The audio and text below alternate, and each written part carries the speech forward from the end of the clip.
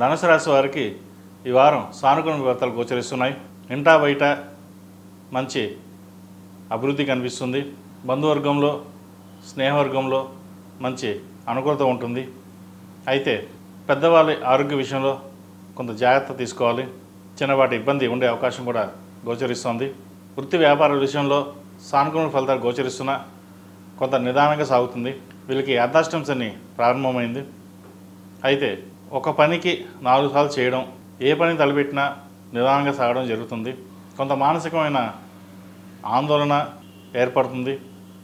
ఆరోగ్యం పట్ల కూడా కొంత జాగ్రత్త వహించడం చెప్పదగినది. 8 శనివారాలు శనికి తైలాభిషేకం చేయడం, అఘోర పశుపతి హోమం చేయించడం చెప్పదగిన సూచన. బంధువర్గంలో మీ స్థానాన్ని నిలబెట్టుకోవడానికి ఎంతో ప్రయత్నిస్తారు. ఒకప్పుడు ఎంతో సహాయం చేశారు, అందరూ మన వాళ్ళే అనుకుంటారు, వాళ్ళే వెన్నుపోటు పొడిచే అవకాశం గోచరిస్తుంది. కాబట్టి స్నేహితులు కావచ్చు, బంధువర్గంలో కావచ్చు, స్థాయికి మించి సహాయం చేయడం చెప్పదగింది కాదు. అలా అని చెప్పి సహాయం చేయకుండా ఉంటారు. కుటుంబ సభ్యులను ఒకరికి ఎడ్యుకేషన్ పరంగా సహాయం చేస్తారు. వాళ్ళు చదువు కోసం అయ్యే ఖర్చుని మీరే భరాయిస్తారు. పిల్లల సంబంధ విషయాల విషయంలో, అలాగే పిల్లల వివాహ సంబంధ విషయాలలో ఒక కొలిక్కి వస్తుంది. సంబంధం చేజారిపోయింది, ఇంక రాదు అనుకున్న సంబంధం మళ్ళీ తిరిగి రావడం, వారే మిమ్మల్ని అడిగి మాకు సంబంధం నచ్చింది, మేము చేసుకుంటూ ఉండం, అదొక మంచి తరుణంగా చెప్పవచ్చు. ఉద్యోగంలో స్థిరత్వం అన్నది ఏర్పడదు. ఉద్యోగం మానేసి ఇంకో ఉద్యోగం ప్రయత్నం చేసుకోవాలి. ఈ రాజకీయాలు మన చేత కాదు, ఈ రాజకీయాలు మనం చేయలేం, సహోద్యోగులు చేసే రాజకీయాల వల్ల ఎంత నష్టపోతున్నాం అనే మనోవేదనకు గురవుతారు. నూతన ఉద్యోగ ప్రయత్నాలు చేసుకోవడం ప్రారంభిస్తారు. అయితే ప్రస్తుతం ఉన్న పరిస్థితుల్లో ఎన్ని ఆటుపోట్లు వచ్చినా సరే తట్టుకుని కొంతకాలం ఉండడం అనేది చెప్పదగిన సూచన. విదేశాలకు వెళ్ళాలనుకునే వారికి విదేశీ ప్రయత్నాలు ప్రారంభించవచ్చు. డాక్యుమెంటేషన్ విషయంలో ఇబ్బందులున్నా అవి తొలగిపోతాయి. ఇక్కడ ఉద్యోగం చేయలేం, విదేశాలకు ఉద్యోగం చేయాలని గట్టిగా నిర్ణయించుకుంటారు. దాని తగ్గట్టుగా ప్రణాళికలు సిద్ధం చేసుకుంటారు. వ్యాపారంలో చిన్న చిన్న ఇబ్బందులున్నా వాటి తొలుగుతాయి. Real estate, chartered accounts, consultancy, study సర్కిల్స్లో ఉన్నవారికి అనుకూలంగా ఉంది. పై చదువులు చదువుకోవాలనుకున్న వారికి ఇది మంచి అవకాశం అని చెప్పచ్చు. కొత్త కోర్సులు నేర్చుకోవడానికి ఇది సరైన సమయం.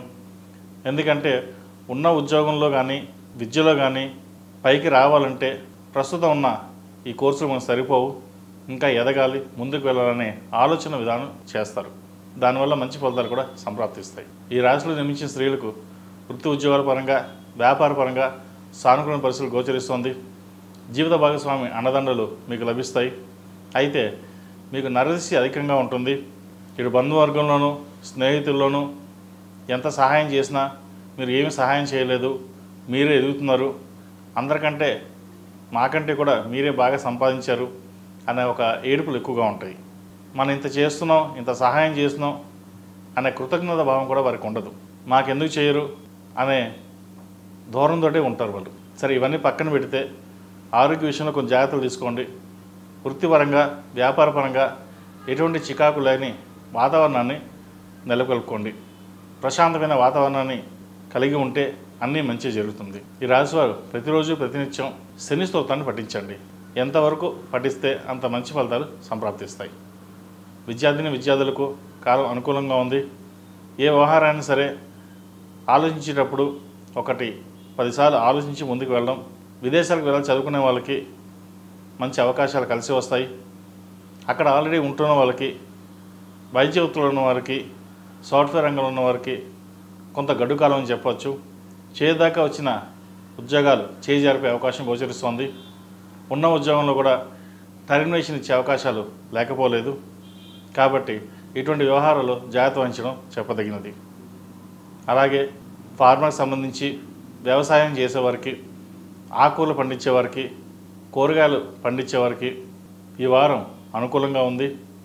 మంచి గిట్టుబాటు ధర లభిస్తుంది వీరికి. ముఖ్యంగా హోటల్ బిజినెస్ చేసేవాళ్ళకి, స్ట్రీట్ ఫుడ్ బిజినెస్ చేసేవారికి అనుకూలంగా ఉందని చెప్పవచ్చు.